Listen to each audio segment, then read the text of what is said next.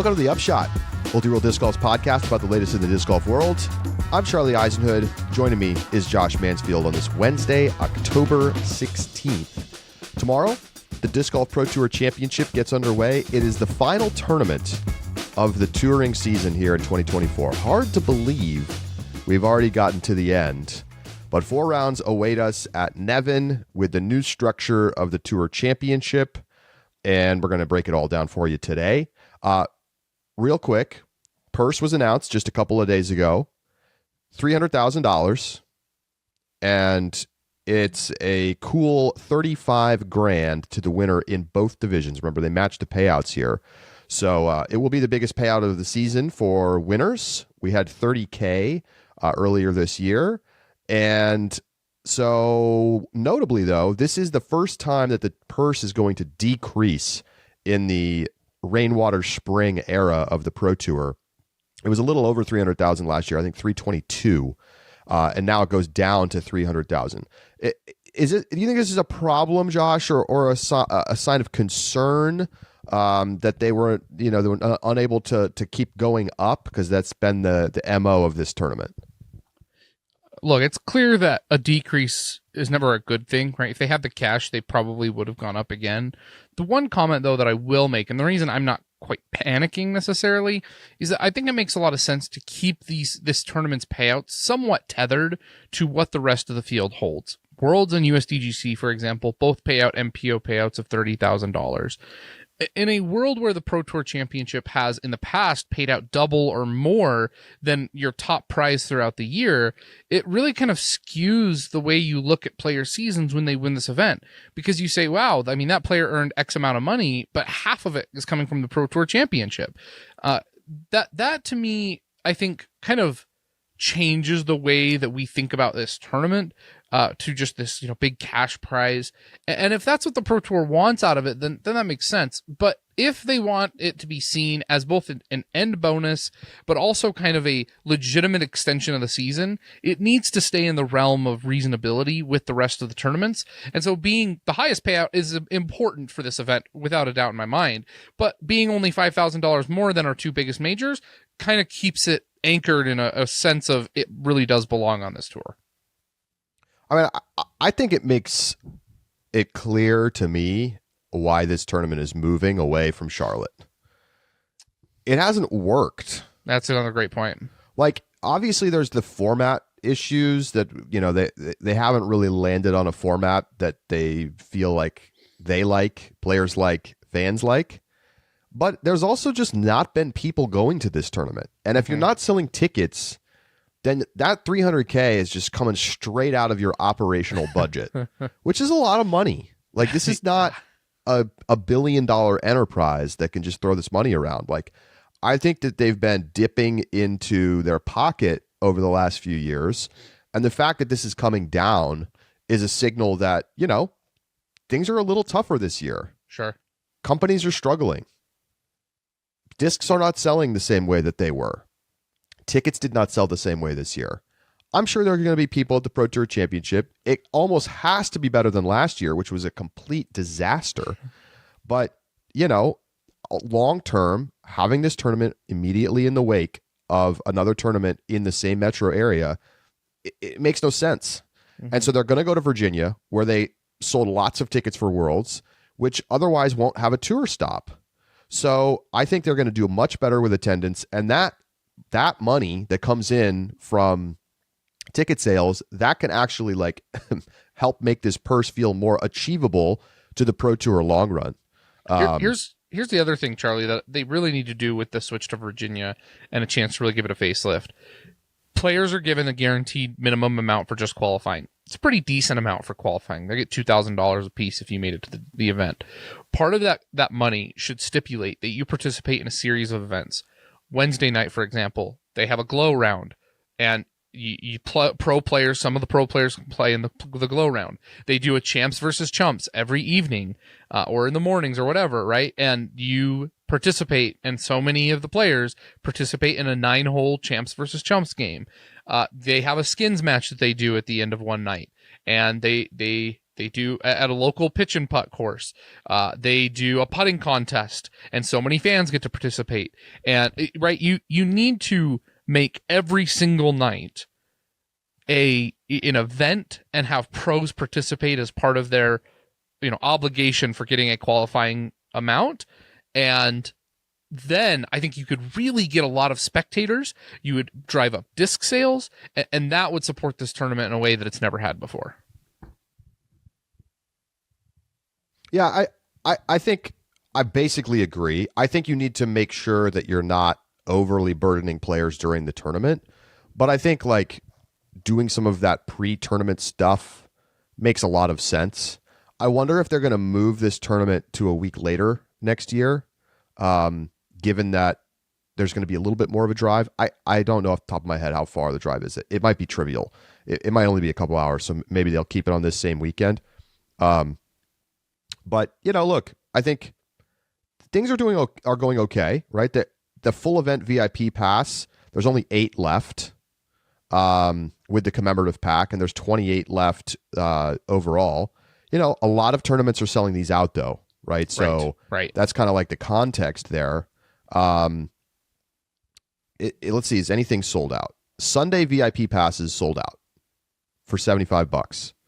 This is one of those tournaments where at Nevin, having a VIP pass is actually like pretty useful to be able to follow the card. And, there's still hundreds of tickets remaining for every day of the tournament, though, for GA. So it's, I'm sorry, they actually added bonus Sunday VIP passes, but there's still 50 remaining. So, they haven't really sold out of anything. And I mean, I think that, again, that gets to the fact that this tournament just hasn't been a great fit in this spot on the calendar for fans. Mm-hmm. It's great for players. Yeah, they go 30 minutes up the road and only have to wait 3 days to then play for a huge paycheck. Like, this is very much, it feels like a player event, but it's never really sold me as a fan. I've never cared that much. I've skipped rounds of this tournament in the past. I'm going to pay more attention this year because I think this new format feels a lot more reasonable, fair, balanced, and like not so overwhelmingly giving the top player an advantage that it feels untenable. Mm-hmm. But I will tell you, fork lines are coming. We're going to give you the fork lines. Main show fork lines. I think it should be a feature, Charlie. I think we should just like go by rating and just say if you're below 1030 rated at a normal event, sorry, you're forked. You're not winning this weekend. I mean, the number you just gave, like that's probably true 90% of weekends, right? I know, but I'm talking more aggressive lines, like 1033. You're not making the cut this weekend. Like we're 1034. Let's see who pushes it the highest. In just a moment, we're going to be talking with Gannon Buhr, who joins us after winning his second USDGC over the weekend. Before that, though, check this out, Josh. Latitude 64, dropping the commemorative throw pink disc for Kristen. Great Blue Heron. Oh, my gosh. They did it. They did it. So it doesn't say what disc it's going to be. The stamp, as you can see here, if you're watching on the YouTube, very nice. It's got 2 herons, the Kristen logo, and then some sort of weird like smoke effect. Kristen signature. Honestly, it's a really nice looking disc. Now, notably, right, we were talking about the heron there at hole 5 when she basically sealed the tournament, and she's taking pictures, and like it's like this symbol. She had already made a heron a part of her like branding when she did the rebrand and everything, the new logo and stuff. So it like legitimately is like her animal. Yeah. And there it was. I completely forgot about that because like the wolf is so ingrained in my brain from how many countless wolf discs that she has. And so I had completely forgotten about that, but that just adds to it. It makes it so much better. Anyway, I'm sure she's going to sell a bunch of those because it's a really nice looking disc. It could be like an art disc that you put on your wall. Latitude. All right. More to come on the Tour Championship. But right now, we're talking with Gannon Buhr right here on the Upshot. We'll be right back.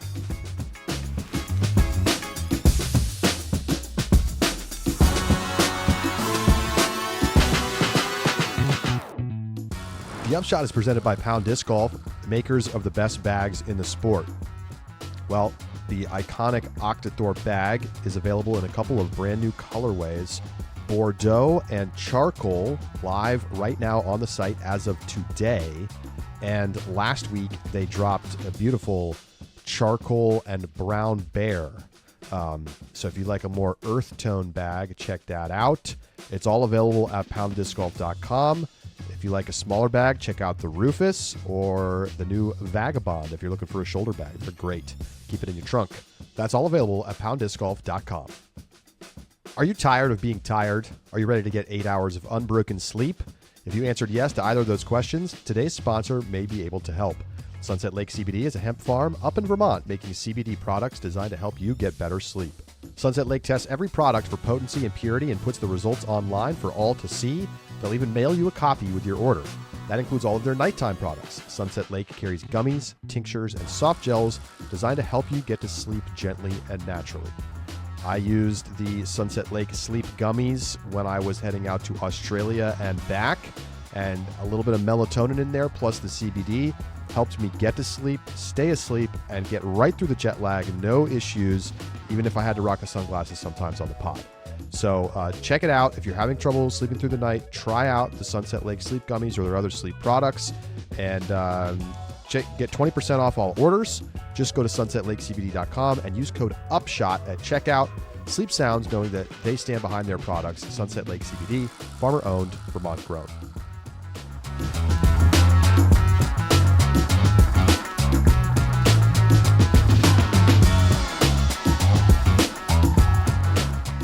Joining us now on the Upshot is two-time USDGC champion now, Gannon Buhr.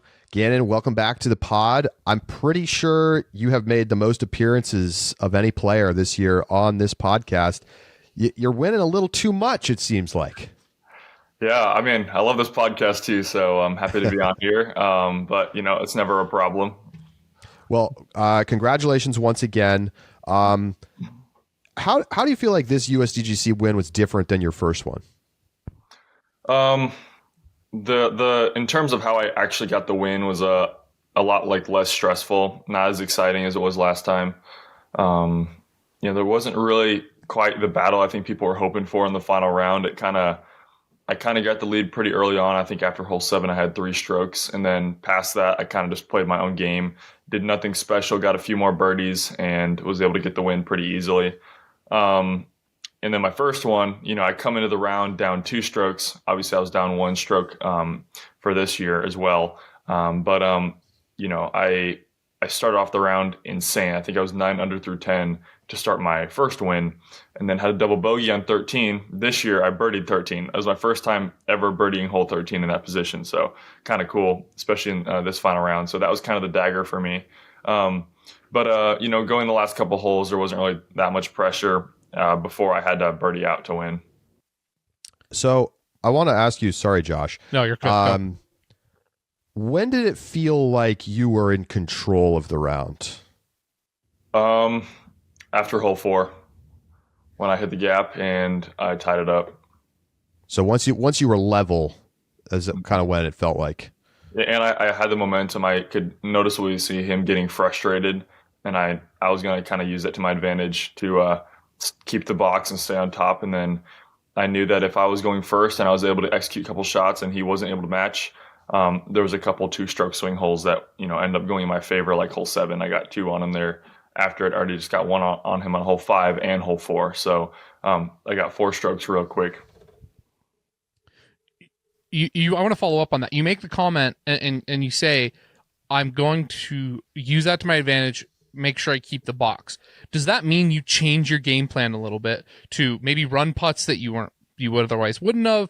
How does that change your game when you're trying to kind of play those mind games a little bit with your opponents? For me, it's more of like, I don't do it to the extent, but like kind of somewhat similar to like what Ricky does, where he's kind of clapping in your face a little bit, fist pumping. You kind of want to give them the notion that you're here to play, and it means a lot to me. And I know for myself, when Ricky does that to me, it scares me. So you kind of got to use it against what hurts me against someone else, I guess. And even if it doesn't affect them, I think it'll kind of get me in the right mindset of, staying locked in and making sure every shot is executed to how I want it. I think it just gives me an extra level of mental clarity when I'm aiming. I'm picking very specific landing zones. I'm making sure I'm not making that one mistake that you can't make. And, if I'm doing that, and the other player isn't executing, I'm going to keep the box whether or not, as long as I don't mess up. Earlier this season, and I don't remember exactly when it was, but it was after AB had the really great start to the year. You said something along the lines of, I don't want to cede number one to Anthony Barella. Like I want to be the guy this year. And clearly you've done that. And, we haven't had that many head-to-head opportunities between the two of you right at the top of the leaderboard, but we get it this weekend. Was there a little extra motivation there to beat AB? For sure, 100%. I know he's cooler than me. He throws a lot further than I do. So, the one thing I can get on him is winning. So, I went into the round. I know AB has more fans than I do too. So I guess in a way, kind of felt like the underdog in terms of like who people wanted to win the event. And that just gives me, I guess, more drive to want to win. Just prove people wrong, or just getting the win in general. That's huge for me. So, but definitely like, I kind of saw it as an opportunity to like prove myself that, if I'm going to be compared to him, I want to be on the better side of that comparison. I was able to get it done this week. And yeah, like you said, it was our first time where we were pretty neck and neck going into the final round. Back at Texas State, I was 8 strokes off the lead going into the final round and brought it back to 1. So that was exciting, but obviously in reality, you almost pretty much count me out going into that round. So felt good to get that done, get that win, and come out on top. And AB's he's very fun to play with. We have a good time. We talk quite a bit when we're on the course, and he's a pretty good friend of mine. Have you considered piercing your ears to get diamond iceberg earrings? Definitely not. I'd say that'd be hilarious though. I'm actually kind of super weird about like wearing stuff. A hat is like the only thing I'll wear. I don't want to wear like a wristband. I know Alden wears like a whole wrist full of like wristbands he hasn't taken off for like 2 years. Like I could never do that. It would just mess with me. I can't wear like chains or anything or rings. Sunglasses. I don't like it. It just kind of bugs me a little bit. Wow. So, All right. I'm gonna have to sacrifice a little bit of the coolness or the clout. I won't get the iceberg earrings, but hey, maybe give me like 10 years. I might fall into that. Okay. All right. Well, we've been talking about this. I mean, you just had one of the best seasons we've seen in a long, long time. I mean, certainly the best since Macbeth 2019. And those two seasons may be relatively comparable, especially if you close out with a win at the Tour Championship. So I think, why do you think you haven't captured the disc golf imagination in the same way that we've seen other past greats do? Right? Obviously, it's only been a couple of seasons. You're still very young, but Macbeth came on the scene and became a global, disc golf superstar. And certainly people know your name, but it doesn't feel like you have sort of captured the zeitgeist in the same way. Do you have thoughts on that? I don't know. I guess I feel like it's a little bit different for me. Obviously, there's just like so many players now, and I feel like, I have played really consistent this year, but obviously it's impossible to reach that 2015 level of consistency Paul had in terms of, if we're looking just at the season, that will never happen again. It's not possible these days, no matter how good I play. So it's kind of tough to compare those two eras a little bit in terms of, how good the players are. or if you're comparing just me and Paul as players, I've been told it's pretty close to how the skill level was. But like I said, the comparison, it's so hard to do. So, I think it's fair that like we get our own kind of, I guess, evaluations based on the eras we're in. But I think being younger definitely has to do with that a little bit, kind of coming on the scene out of nowhere. I feel like a lot of people get frustrated if, they have a favorite player and, I'm coming in and beating them a little bit. Obviously, I feel like that happens in a lot of sports where you kind of have this guy coming out of nowhere and next thing you know, he's getting some wins or playing pretty solid. And I can kind of mess with, I guess, some of the fan base a little bit, but, doing my best. I think I was just talking to my caddy last night about my fan base kind of like trajectory. When I first started, I had a lot of really nice fans and a lot of people rooting me on if I was getting top 10s, top 20s. And then as I started to win, people got super excited. But as I won more and more, it kind of went down a little bit as people, wanted to see, especially this year when I've had a couple blowout wins. People want to see exciting battles. I want to see exciting battles for disc golf as well, especially because I'm a fan myself. I watch everything. I mean, after my round's done, I just go and hop on DGN and rewatch my whole round. So, I enjoy watching close battles and 6 shots and big moments and stuff like that. And then I think as I'm getting more wins and having a dominant season like I have this year, I think I'm getting some more fans and people are, I guess, kind of coming out of that thought of, maybe not liking me because of, that, but, I'm doing what I can. I know it's a process. I know it's going to take a while to earn fans, to have the amount of fans AB, Calvin, Paul, Ricky have. It's just going to take a while. And, I think being on, YouTube channels like my Aldens and stuff like that, and just doing stuff in disc golf, being a fan of it is going to help that in the long run. But, like I said, just going to take some time. I want to shift a little bit to USDGC and specifically you played on a card with Nico. And during that round, the announcer said that you were given a warning for a time violation. Is that correct? Yeah. Okay. I want to find out because it wasn't clear on the broadcast. Was Nico given a warning for a time violation in that round? Yeah, he got one before I did. Okay. Hole 12. Okay. Mike, the reason I ask, it's clear that we still have an issue with trying to decide, and it may be with the rule itself, right? In difficult moments, how are we evaluating whether or not it should be a time violation, etc.? Do you feel that you are under additional scrutiny compared to other players when it comes to courtesy warnings for time violations?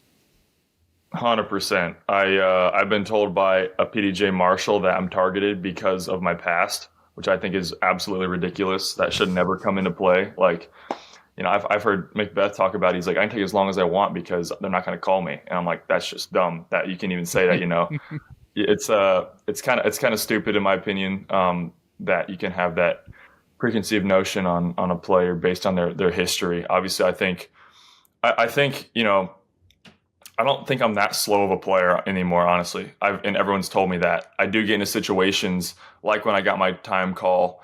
But honestly, the problem with the rule is I got into a tricky position. There was 3 holes left in the round. I literally didn't care. I was like, give me the time warning. I don't care. I'm going to take as long as I want and like to feel comfortable. I hadn't even marked my lie on 15 when I got my warning. I marked my lie and then threw. I think the marshal might have seen it wrong, but and then I was told that has nothing to do with it. So if I'm in a final or in a major coming down the stretch of a round where I know I'm not going to break the rule again, coming in the last 3-4 holes of the round, I'm gonna accept that I'm gonna get the warning. I'm gonna just make sure I don't mess up this shot, and maybe that's I guess like kind of cheating the rule a little bit, but in the same way that's the rule. So. I'm kind of excited in a way for these timeouts next year. That way it's like actually official. Like you get 2 timeouts, I believe is what it is, or something like that. So they killed it. They killed it? They killed it. PDGA took it out of the rule after the public comment. So perhaps the Pro Tour will implement something independently, but it's not going to be in the PDGA rules. Yeah. I would like to see possibly like a 45-second instead of a 30-second. I think that would clear up so much. The whole pace of play thing is interesting to me, especially I've been on many final round lead cards where we, as the lead card, catch the chase card after I'd already gotten a time warning. And, I was at MVP this year. I believe I was on lead card after round 1, and we're on hole 9. I get a time warning. I had a very, I would say, unsafe lie. I was running downhill on gravel, loose rocks, and I was going over the top on a very risky shot. And so almost all my time was just making sure I wasn't going to break my leg slipping. I threw my shot in a reasonable amount of time after that. I think it was like 40 whatever seconds. So not that big of a deal in my opinion. We play hole 10, we get to 11's tee pad, and we're backed up on the chase card right in front of us. And then there's a card on the course on hole 15, and the next card's done. And so there's a 3-hole gap between that card, but you're like giving me crap for that. So I don't know. I think it's like, if you're going to use the same thing of like, oh, you can't use cameras, that's why we can't use cameras for evidence, because there's not cameras on every card. Well, there's not marshals on every card. Like, players aren't calling other players usually. So it's like, I don't know. That's kind of how I look at it. Like I said before, I know that I take long. I know that I break the rule every once in a while. But if you take me in an open field and I'm throwing, I'm not going over 30 seconds. Would you be in favor of a rule change that emphasizes pace of play, where the first warning is a card warning that you get put on notice if you fall so far behind, and then at that point individual penalties are given if you go over a 30-second rule? Possibly. I don't love just the kind of pressure that might put on the player that isn't taking a long time.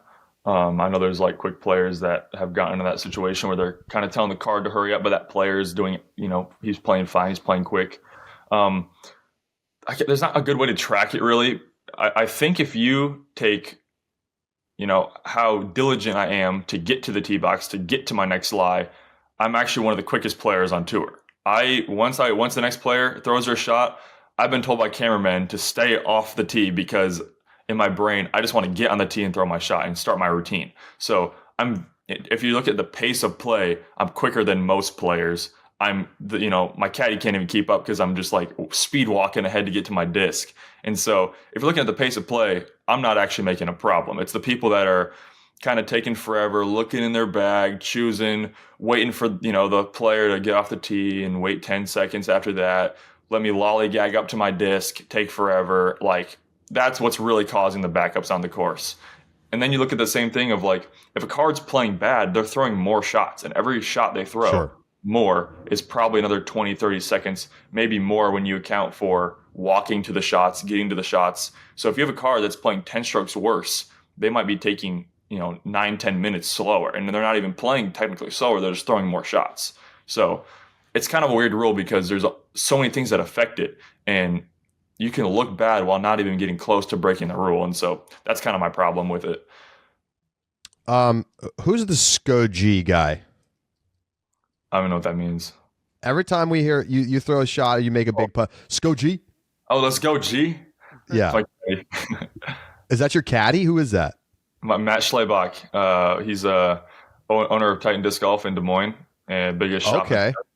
And so he comes to caddy for all the majors. He didn't come to European Open this year, but I believe he's going to try to go over next year, and for Worlds. So that'd be exciting. But he goes to all my big tournaments. He's been a supporter of me since day one. Everyone in the Iowa community loves him and knows him. So he's awesome. And he cooks the best steak in disc golf. I'll guarantee that. Whoa. Many pros have said that. Let's go, Matt. Nate Doss. We got all the touring pros. Eagle. You can ask him. He's the man. Number one steak. All right. Yeah. 17. You ran the putt. Why'd you run the putt? A lot of people think that was a crazy decision. We've seen people have rollaways on that putt. Yeah. To be fair, so my caddy told me to lay it up. So smart. We'll call him Smart Caddy. I go to that putt, and it's about 45 feet. There's no wind. I just laid up a putt on 14. Kind of taking my medicine there when it was a putt I really felt like I was going to make. But my caddy was like, laid up. I thought the same thing, especially after AB threw OB on 14. I had four on Calvin, 5 after that on him. And so I get to that putt. I know AB is close. He's probably going to birdie. In my head, he's going to birdie because he's inside circle one. I felt really good going up to the putt. I knew the consequences. I knew everything that could go terribly wrong. But I really did not want to have 2 strokes going into 18 because there's no way to play 18 for par. It looks probably pretty simple on camera, but it is not whatsoever. The landing zone is very thin. I've seen players try to lay up and throw it OB so many times, and it cost them the tournament. I was watching coverage actually 2019, and it happened to Nico. He laid up and was trying to play for a par to push a playoff, and he threw the layup OB on a pretty good shot, it felt like. So I birdied it the 3 other days before, so I felt if I needed to birdie it, I would birdie it. I think it was absolute worst case. I'd be tied going to 18, but likely you're not going to skip off the basket. You're going to stay in bounds. Looking back, probably wasn't the smartest decision. I tend to think I'm one of the smartest players on tour in terms of how I attack certain shots. And when it comes to going for stuff, I'm not going to take anything that's going to risk a crazy number. I had no double bogeys for USDGC and only, I think, 5 bogeys maybe with a very low OB rate. I just felt good about my putt, and I knew if I missed it, it was all my fault because there was no wind. And I was willing to accept that. I kind of looked at it how I looked at round 2. I had a shot on hole 3 from about 100 feet away, a guaranteed up and down. Easiest par of my life. I just need to chip a putt, a jump, not even a jump putt, just a standstill putt, put it into that cove of trees and get my par. And I clipped a tree, threw it to about 40 feet, and then missed that putt for par and got a bogey. And I think that was probably in my top 5 worst shots I've ever thrown on tour. I mean, and I was like at a major on a lead card. I felt so dumb. And so for the next 3 rounds, all I could think about was how bad that shot was on hole 3. And that if one shot cost me the tournament, I'm going to be so mad. And so I kind of looked at hole 17 the same way. Once it was over, I couldn't do anything about it. It was scary, a little bit risky, but once it just hit the ground, it's over, and just got to move on to the next hole. And now that I have the win, it's just good to kind of have it, I guess, just be a memory and have it not affect anything. So, got the win. That was the goal. And, but I guess I can kind of learn in the future, maybe not to run that putt. But, I didn't get punished with the consequences of it, but I'm aware of it, and I can use it to my advantage next time I play. You already have a spectacular legacy. You have 3 majors, put you in elite categories. You have, I believe you just passed Calvin for Elite Series wins on tour. You are putting together a season that is, arguably in a podium of best seasons ever on tour. How much do you feel like the lack of a Worlds win right now holds back your image, title, legacy? It hurts a lot because I don't want to be known as like the guy that got a lot of wins but couldn't win a Worlds. The only reason I didn't win Worlds this year was because my game just didn't feel good. Like, I practiced so hard, I game planned, but I was shanking every single backhand. My forehand wasn't great. My putting felt horrible. Like, my game just picked a horrible week to be bad. And that's what happens in sports. You have these off weeks that you cannot prevent. It just happens, no matter how hard you try to tweak things. And then, the next week at D-Glow, I'm back. And I've only lost 1 tournament since Worlds. That was MVP, which I had a chance to win. I was probably about a combined 2 feet away from winning that tournament as well. Had 2 shots that were, maybe that far off. That cost me 5 strokes within 2 holes of each other. Or 3 holes of each other. So since then, my mental game's been in a really good spot. I've said it. You can't really see me visibly get frustrated in the last 2 months almost since Worlds. And I've been just mentally in a good spot, keeping my attitude nice and calm on the course no matter what happens, knowing that there's always a chance, never give up, and just playing my game plan. So I want to say I know I'll get a Worlds eventually. I'm not sure when it will come. Hopefully, though, it's on a week that my game feels great. I feel good about next year. I'm at the European Open courses that fit my play style, placement golf at the Beast, and committed lines in the woods that are long shaping fairways at the Monster. So I feel good about Europe. I'm going to be there for, I think, 4 or 5 weeks next year. So I'll have some good practice, and I have some good history there as well. How much were you paying attention to what Calvin was doing in the final rounds?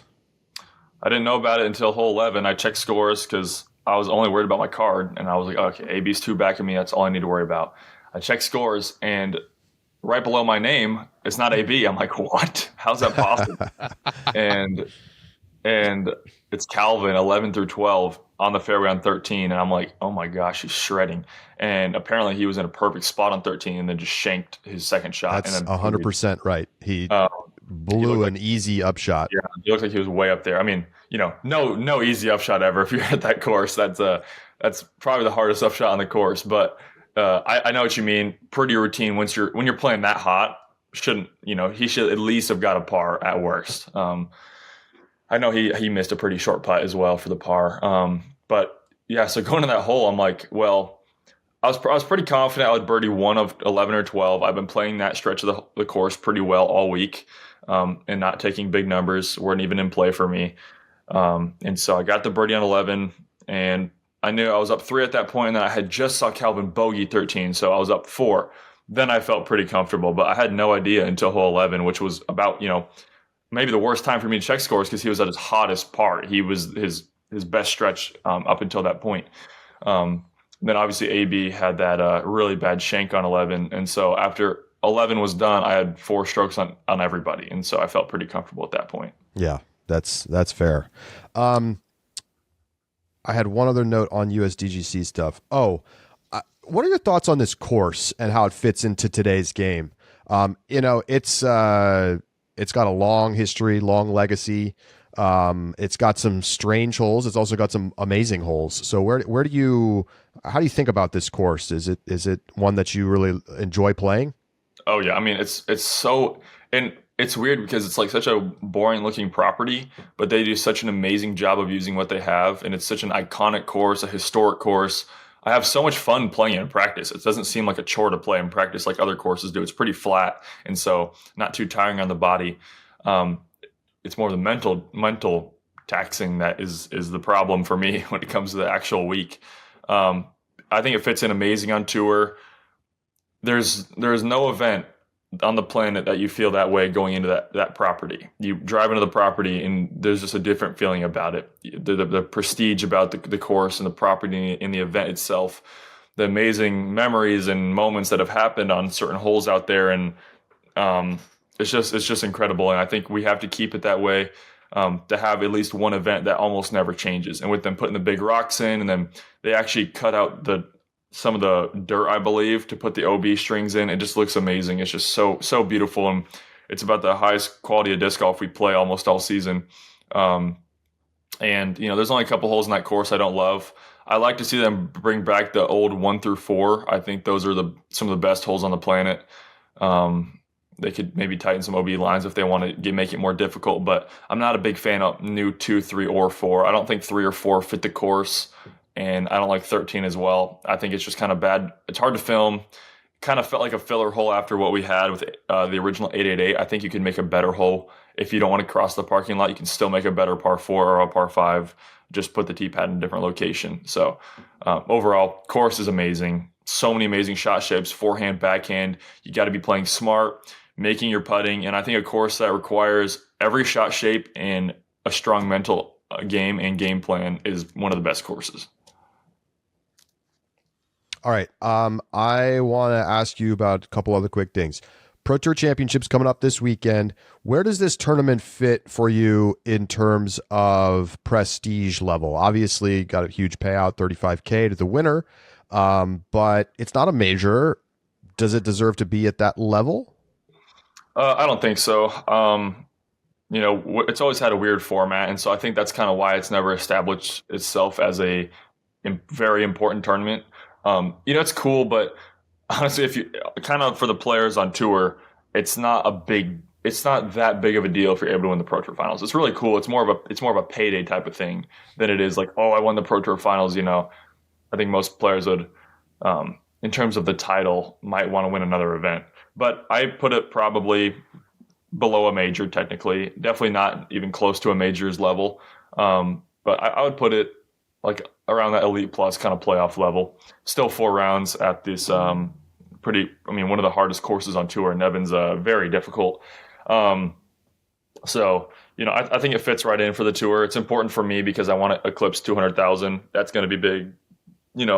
I really just don't want to get second. If I have to get second, I have to work because I have to go to more tournaments to break 200K. If I get third, I'm gonna call it quits. I'm gonna accept the failure. So I would take any place but second. So maybe I'm in second. I'll just lay up like 3 times to get third. That way I don't have to deal with it. Well, the rest of Iowa and every other C tier MPO field really hopes then that you don't get second as well, so that you don't just show up and be like, I'm so sorry guys, I just need the paycheck. I think there's some good A tiers in Florida. My dad lives in Florida. Okay. So I might go down there and try to finish the year out with a couple of A tiers. I think I'd get to like 196 or something like that. So I think that's like 2 really good paying A tiers or maybe 3 smaller ones.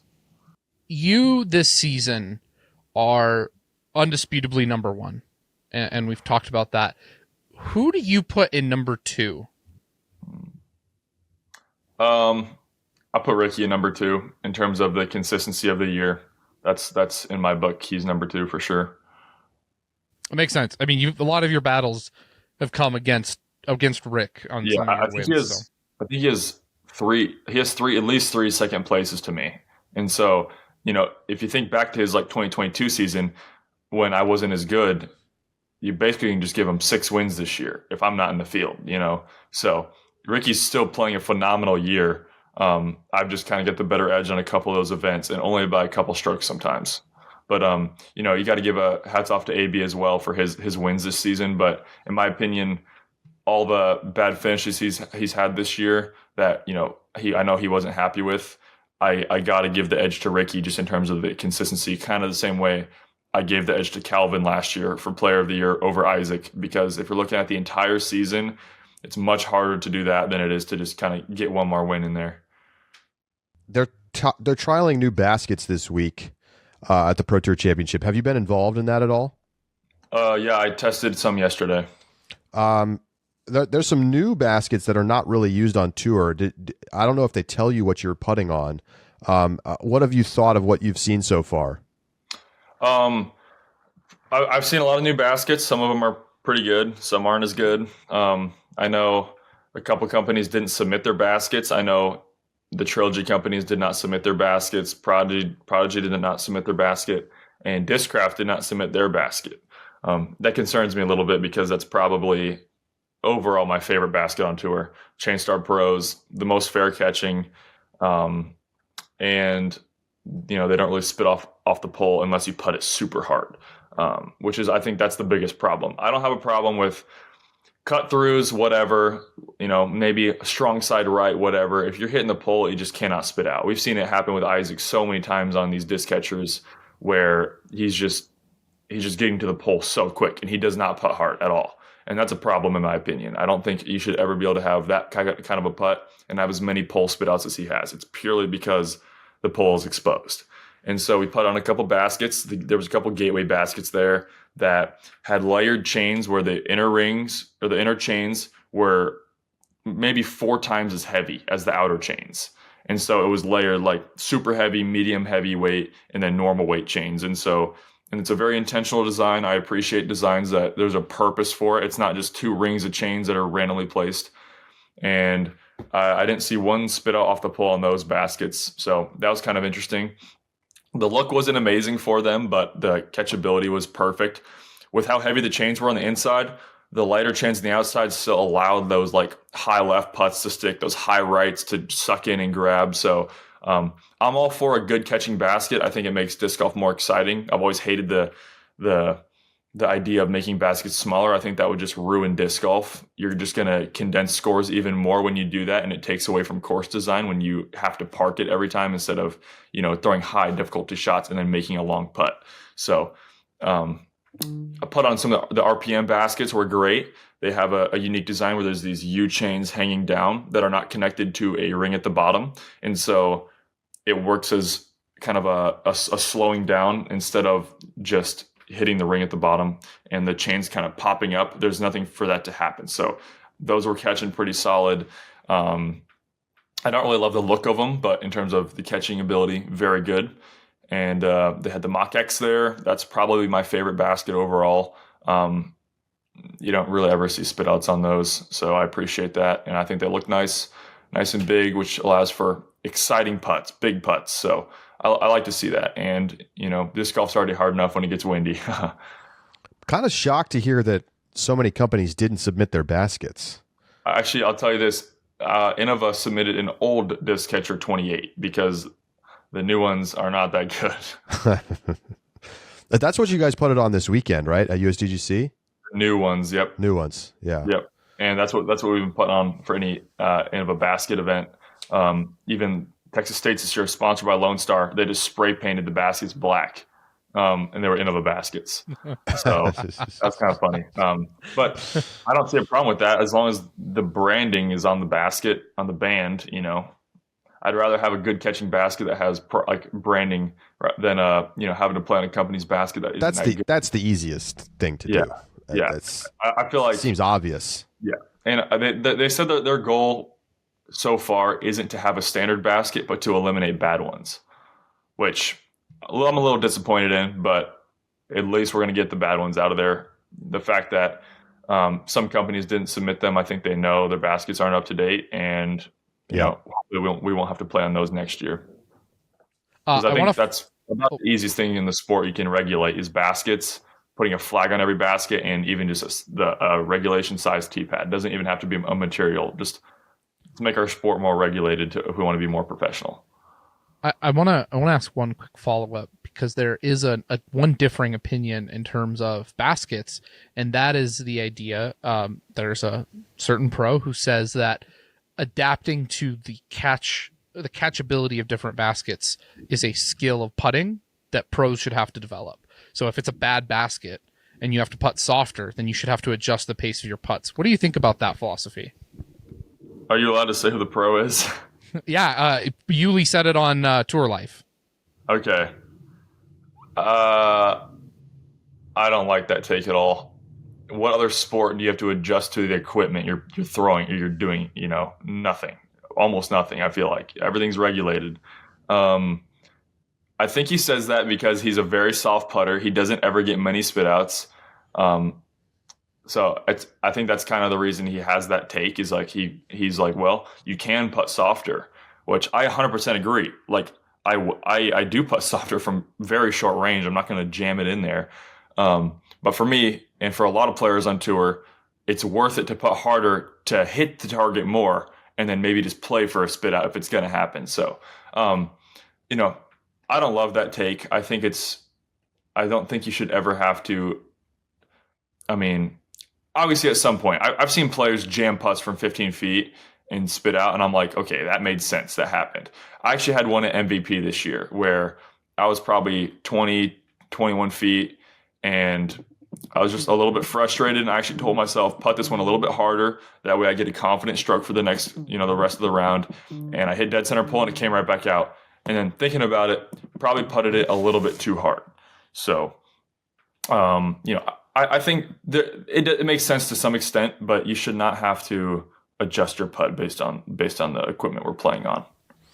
Do you think you can ever have a better season than the one you just had?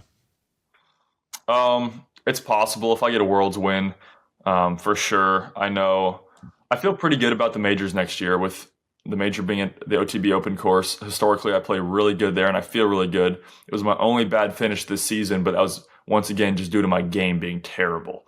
I was actually leading the tournament after one hole in round 2, so my game just fell apart in the rest of 2 and 3. So I feel good about that one. I feel good about the European Open and obviously, for Worlds next year at the European Open courses, and I feel great about USDGC as always. So I think it is not easy, but it is. I'm able to top it for next year if I do come out hot. I think winning as many 4-round tournaments is not as probable, considering I think I've only lost 2 this year, and then obviously a third one at Worlds as a 5-rounder. But I think in terms of how many wins I could get, I think I could definitely get 10 wins. I had a lot of opportunities this year that I look back on that I didn't play my best coming down the stretch. But, that's going to happen. When you put yourself in contention that much, you're not going to get every win. It's just going to happen. So, my goal for next year, just like I had for this year, just give myself a chance at every tournament, and hopefully I can close them out. Last thing for me, Isaac Robinson's contract's up. He has signaled that he's looking and will be, entertaining offers from other manufacturers. Are you actively trying to get Isaac Robinson over to Discmania with you? I mean, we would love to have him. I know, he's not saying too much, so I don't think anyone in our friend group actually even knows what he's even doing or who he's talking to. But we would definitely love to have him. If we can make that work, it'd be the dream team. Reuniting the gang. Oh yeah. Speaking of, it's been a little bit tough times at House of Discs. How much are you aware of that? Does it come up at all for you? Are you thinking about it at all, or is it not relevant to your day-to-day? It's not really relevant to us at Discmania. I know Discmania is doing pretty solid in terms of their kind of branch of House of Discs, so I don't think we're too worried about that. And I think as the years go on, I think Discmania is going to be looking even better as well. So I haven't really heard too much about it. Last thing, you at some point in the last, 6-8 weeks, the new putter, your putter, I think, got released. You've been putting with it for a little while. How is it? And what's the timeline on when people are going to be able to buy that as a run? Yeah. Well, we're going to do one very, very soon within a couple weeks. So I'm very excited for that to be released to people. They can get their hands on it. It's got a little more of a blocky feel to it. It is similar depth to a Link, which is what I was putting with. And it has less glide and more overstability. So I'm able to kind of pop it out there. And I know if I miss a circle 2, it's not going to go way past. I'm able to give confident runs. My circle 1 putting's been really good with them. I'm able to just to kind of jam them high at the band and have them fall in. It was definitely a risky play because of how good I was playing prior to the putters. But at the same time, I was like, well, I might as well try to switch. So first tournament was in Canada, and I averaged 1087 with them, or 1086. And then, I won Green Mountain and USDGC with them.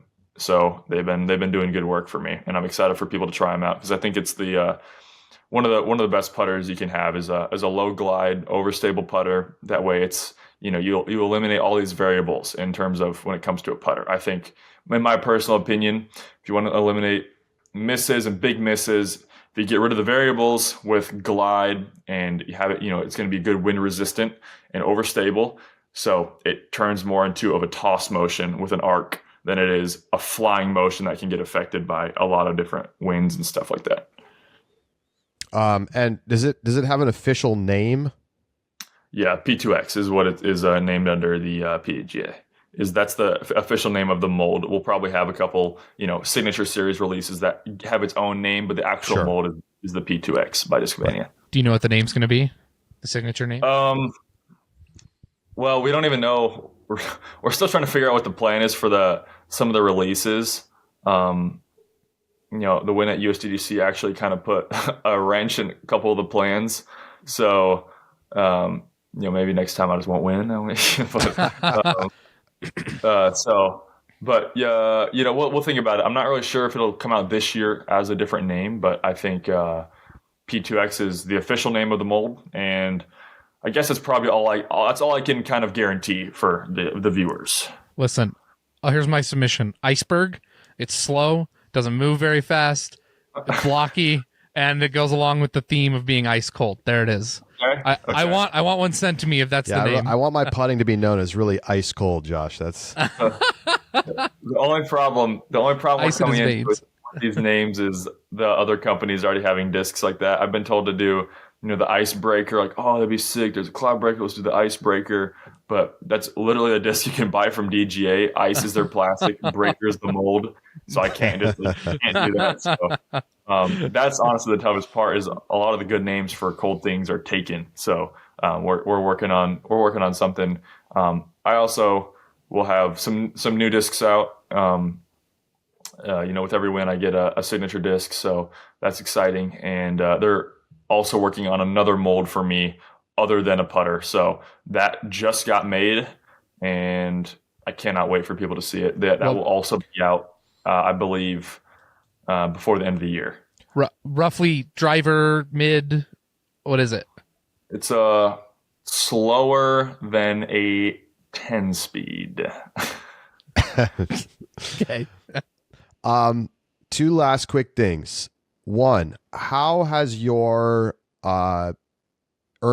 income earnings from your Discmania contract been relative to what you expected when you signed the deal at the beginning of the year? With royalties and whatnot. Yeah, I wanted my contract to be very simple. I can definitely earn money on the stuff I sell, but in general, I just get a base salary and that's pretty much it, along with bonuses, which is what I wanted it. I wanted it to be really easy. I didn't want to have to think that much. And then obviously if I play good, I get rewarded for that. So I'm making really good money. I'm really happy with it. It was my best offer. So that's as good as it's going to get. And my bonus structure is very good. So I'm very happy with what I'm doing. My bonus structure is definitely weighted very heavy on wins and not heavy at all on second or third place. So it's really incentivizing me to win. That's not the reason. Money has never influenced me. It's more about the, being better than my competitors and getting the wins and stuff like that. That's what I really care about. And then the money is almost a little bit of a bonus, kind of like what it is, a bonus. So I'm really happy with where I'm at. It's just I couldn't have honestly asked for a better season. Discmania has been amazing to work with. The discs have obviously worked amazing. I filled some new slots in my game I didn't have before, and it's been so cool to make my first mold with any company ever with them. So I can't wait. Can't wait for people to check it out. Discmania is on the up and up. We're playing really good this season. I know Babcock's had a really good year as well. So we're looking pretty strong, and can't wait. Last thing, what's it take to win at Nevin? You got to hit the first gap. The first gap is what matters at Nevin. There's a lot of very, very, very tight first gaps, about 50 feet off the tees. You need to have both sides of the swing dialed in, forehand and backhand. There's a good mix of both. Obviously, when you get in the woods, scrambling is extremely important. So having that forehand that you can release on an Anheuser with a stable disc and get it to flex out is very important for scrambling out of the woods. Putting's got to be on because there's no wind. And there's a lot of pressure on me because I do have that 10-stroke buffer. Obviously, it doesn't work like that because there's people that are 1, 2, 3, 4 back at me. So I think over 4 rounds, it's not going to help me that much. I've played decent at Nevin, but not my best, not winning golf for sure. But maybe that could be this year. I played practice round yesterday. Felt pretty good about it. I'm doing a skins match today, so I'll get a little taste of competitive play in the woods. But I think if I could dial in my disc choices, I should have a somewhat good chance out there. I'm really just having fun this week. I'm just so blessed to be where I'm at in life, and I'm just grateful for what I have, and I'm excited for the off season to get working. My caddy said if I pay for his gym membership, he'll take me to the gym. And so we're going to hit the gym this offseason. And I can't wait for that. I'm excited to get stronger and, prevent injury while hopefully increasing my ceiling of disc golf.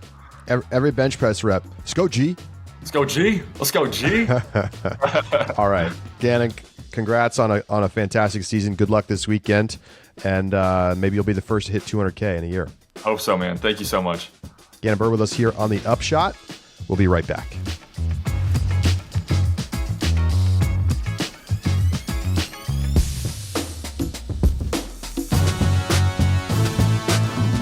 Welcome back to the Upshot. Thanks again to Gannon for coming on and joining us. Always great to chat with Gannon. Josh, he mentioned that this feels pretty important to him.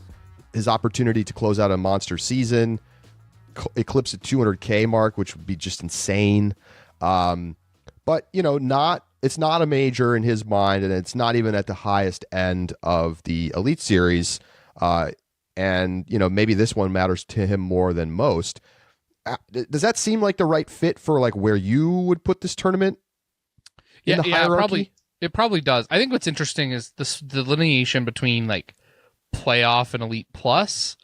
Those are one and the same in my brain. I don't see a difference at all. But I guess to Gannon it does, and maybe the courses are why. And so that feels about right. It's definitely more important than an Elite Series. It has too much money. It only has the best players. So despite the strokes, it's got to be more important than that. But there are definitely some Elite Pluses that I think are more important.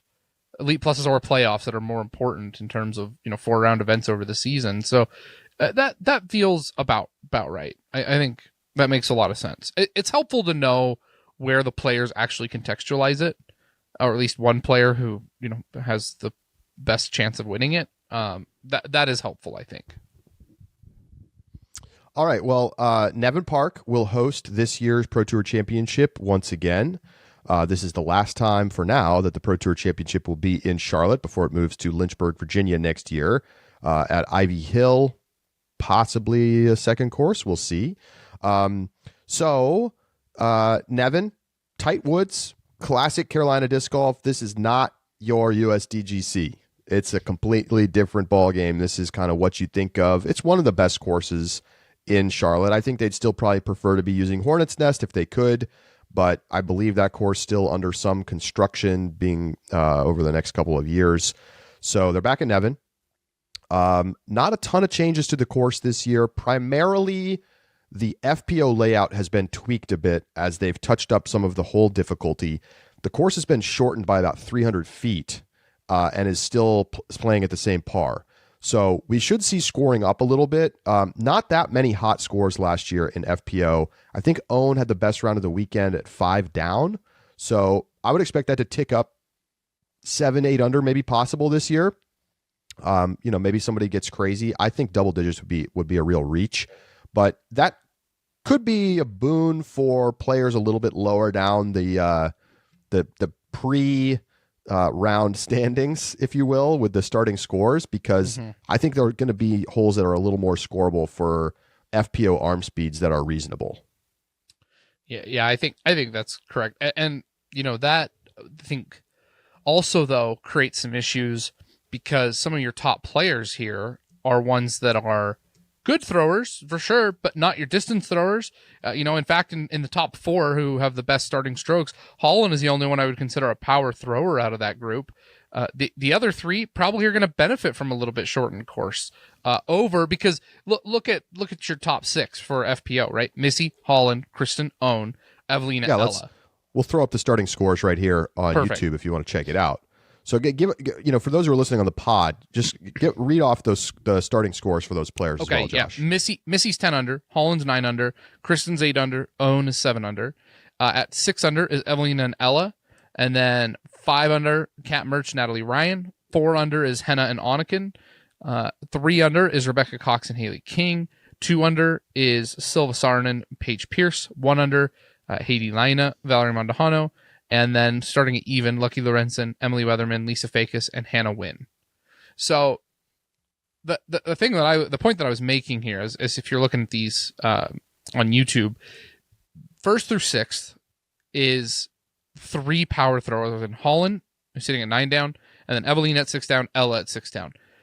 But your other 3, Missy, Kristen, Owen, 10, 8, 7 respectively, they are going to benefit from that decrease in distance with their competition around them.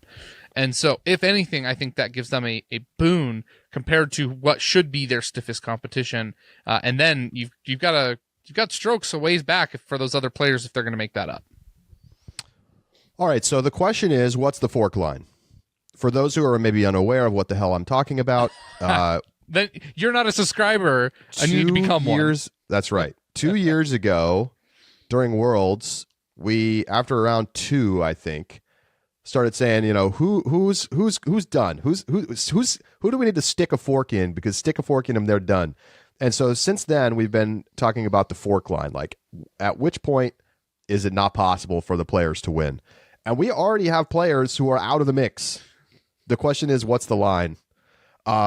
So we're doing pre-tournament fork lines. Now, we did some research. You can, as I said a couple weeks ago, you can basically think about this tournament like a 5-round tournament where the first round has already been played. Yep. It was the season. They come in with their scores. Some players are already 10 shots back. So I think those players are already out of it because, of course, the very best players on tour are at the top. So it's going to be very difficult to overcome them anyway. But we did a little research, and we looked at world championships since 2018 when they moved to the 5-round format to take a look at how far back were players who went on to win the tournament following the first round, and where were they on the leaderboard in terms of placement. So the biggest deficit was Paige Pierce 2019, who was 8 back, sitting in 9th place. Now, of course, at the time, she was clearly the world number one. It was an amazing season. So I think, it's as if Kristen was like, let's say 8 shots back right now. And you'd be like, yeah, Kristen's probably still in it. Right. But I don't know that we have any players 8 back that fit into that category at all. Otherwise, the biggest deficits, Evelina 6 back after round 1 this year. She was in 5th. Otherwise, it's just been 3 shots back or Kristen leading in 2022 and 2023.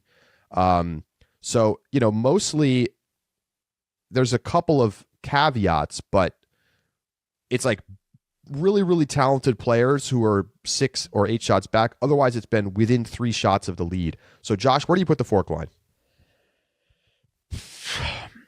And it was interesting when we were looking at just the strokes. You look at 6 back and you go, oh, okay, like 6 back. Well, that's that goes a ways down. Like, Annika Sten's got a chance down there at 4 down. But the problem is that you have to, and what you highlight there, Charlie, is looking at where they're at and how many players are ahead of them. Unfortunately, I think the fork line is probably 6 down. I think Evelina and Ella are probably your last in. I could see an argument a little bit lower, but again, that would be no comeback like that has happened in Worlds except for Paige Pierce in the past 6 years. So I think the fork line is probably 6 under. Well, I mean, Evelina did it this year from 6 back, right? She did, but she was in 5th. Oh, I see your point. Right. So you're right. You're right and that's what I'm saying. By strokes, Annika Sten could be in, but she would have to overcome 4 more players than it's not happening. Did. It's not happening. I agree with you. It's not happening. And Hannah Kat doesn't Mertz have is the in a putting slump to do it at this tournament. Natalie Ryan at 5 under. I just don't think this is the right course for Natalie Ryan to have a chance. The question really for me is, do I need to go higher than 6? But the way Evelina played for much of Throw Pink, you have to feel pretty good about her game and the win a Champions Cup. And exactly. That's the one. She tore it up. Yes. At Northwood Black. So right. I just have to straight up agree. I think someone in the top 6 is winning this tournament. I agree. Not that that's a huge stretch of the imagination since we would pick these players to win anyway, absent a lead. But thank you, everybody else, for coming. Good luck in your consolation battle for more money, but you're not going to win. All right. MPO. Biggest comeback since Worlds went to 5 rounds, 3 shots. Biggest deficit on the leaderboard was Barsby in 10th, 3 shots back in 2018. Does that mean that you got to be within 3 shots to win this tournament? I mean, listen, it might. Like, here's the thing. I am probably willing to extend it just a touch further, but like, we talk about comebacks, and we comebacks are great for the sport, and I'm sure there have been some big comebacks elsewhere, but over the course of more rounds you have, the harder it is, and the cream rises to the top, and that is real tough when your cream gets to start out on top already. It does not take much for them just to kind of close it out. We could talk about, Kyle Klein at 5 down, for example, shot 7 down last year in one of his rounds, which, was tied for the 4th best round of the tournament. That Kyle Klein surely has got a chance. But I think it's more likely that Gannon comes out and shoots 10 down and Kyle shoots 2 or 3, and that's wraps. Like, pack your bags, Kyle. Thanks for playing. Like, have tag one of those spectators in who's carrying around a bag of discs. I mean, Kyle just hasn't been in form. Right. So given that information, I'm actually going to say the fork line is the same. I think it's a 6 down. I think it's 5th through 8th. I want to believe in Chris. You're giving Isaac Robinson, yes, Paul McBeth, Ezra Robinson, and AB in the mix. Totally fair, I think. AB playing great. Isaac at the woods. Ezra in the woods. Yep. And McBeth. Okay. That's right. Yep. But after that, you've got Dickerson, Klein, Joey Buckets, and Matty O. With the guys in front of them, it's not happening. I would say it's a good batch. It's a good batch, and I really thought about including them. I just don't think there's too much. There's too many players ahead of them. What about James Proctor at 4 under? No. And Adam Hammis, who's been playing great and had a great round here last year. Nope. 6 strokes back. Too far. Hammis 8 down last year. He shot. I hear you. Nope. I just you know what Adam Hammis is. So in the second 2 rounds, so after they did the reset, right, and they went to the cut, there were 2 rounds. In the final 2 rounds, Adam Hammis shot an 8 down total. Yeah, I mean, I hear you. Right, it's maybe the fork line is Rick and Gannon. Listen, I mean, Calvin is that too crazy? Yes, Rick is a monster at this course. He is a monster at this course. Calvin had a couple stroke lead before the reset, and then he still only finished 4 strokes behind Ricky. And played well here. Fair. So no, I'm mostly joking. But you know, but like, if you said to me, Charlie, if you're like, I'm calling the cut line at top 4, I wouldn't think you're crazy. I don't know if it's a true fork line. What's the odds on a not top 4 player winning? 5%? Something like that. Yeah. Maybe 4% each. I got to give Isaac a little more credit than that. And that's fair. That's fair. If you want to give me 25-1, which is 4% on Isaac, I'm going to think about it. Isaac has, in the final round of Worlds, has never had to play from behind. Isaac plays very well with a lead. We have never seen him make a big charge back to win. All it takes is him shooting 2 strokes better than the top 4 guys, which is totally plausible, and then he's right there. And you're right.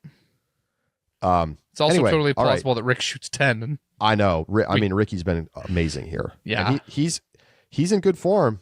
He is. I know he didn't play great in that final round at USDGC, but he looked incredible in round 3. That's just the MO, you know. Let's get to our picks. To our picks. Here we go. I'm going to kick us off. I feel like I always let you kick it off, so I'll kick it off. Okay. In FPO, it is very hard to get away from these 3 players: Kristen, Missy, and Owen. Yeah, if I didn't preview it for you.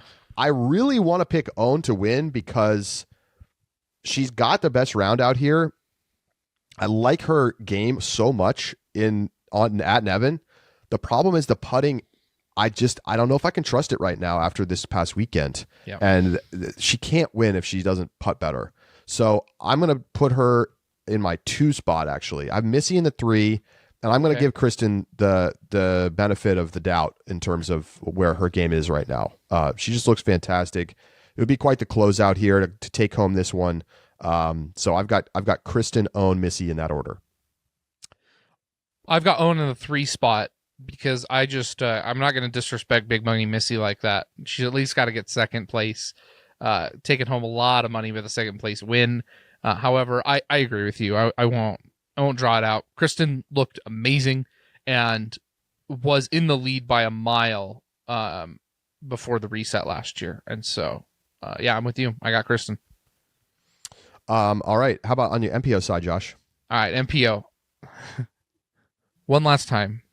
For all the fun times that we've had this season and all the times that I have thrown away points, I'm doing it one more time, Charlie. Ezra Robinson in the 3. I'm believing in the woods. I'm giving him another nod. I think he can do it. He's sitting at 6 back.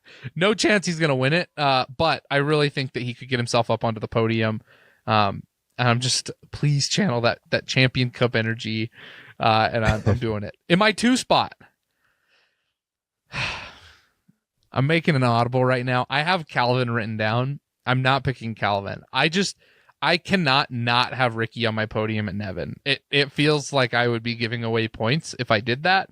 So I'm giving Ricky the 2 spot, but give me Gannon Buhr to get the first $200,000 season What a caps. I mean, he's got to be so motivated to win this one. So I put Gannon at the top.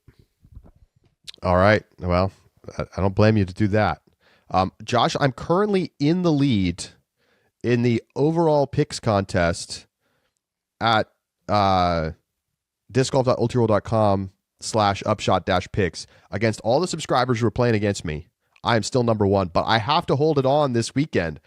Like I could lose it if someone outpicks me significantly, like picks a perfect podium. Let me be clear. He's not losing it to me. No, I've destroyed you. You lost long ago. I parked it on hole 5 like 3 months ago. I've got Vinny in the 3 spot. I think he's got a sneaky chance to win the tournament, but I can't put him above these top 2 guys. And I'm going with Gannon in the 2, Ricky in the 1.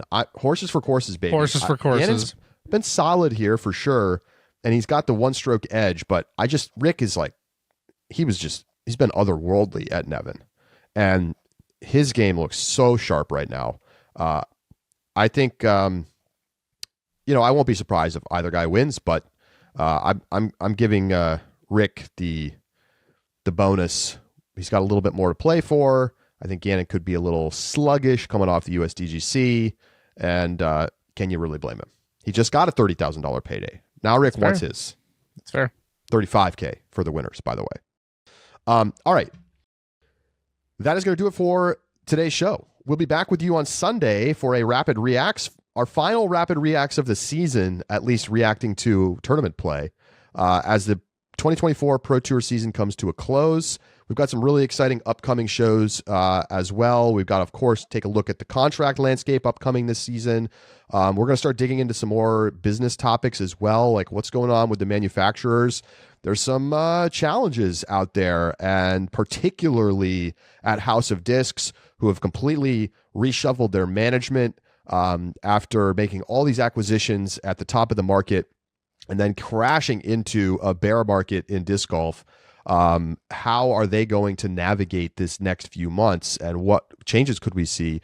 More to come on that, and plenty more as we get into the offseason. We got to review our draft. Jamie Thomas will join us again. We'll take a look at our fantasy draft and final performance. So lots to come in the coming weeks, and we'll be back with you on Tuesday for the main show. But hey, sign up, become a subscriber. We're going to have some great stuff this offseason. So go to discgolf.ultraworld.com/subscribe. It's less than $4 a month. For Josh Mansfield, I'm Charlie Eisenhood saying so long, and we'll talk to you on Sunday night in the Rapid Reacts right here on the Upshot.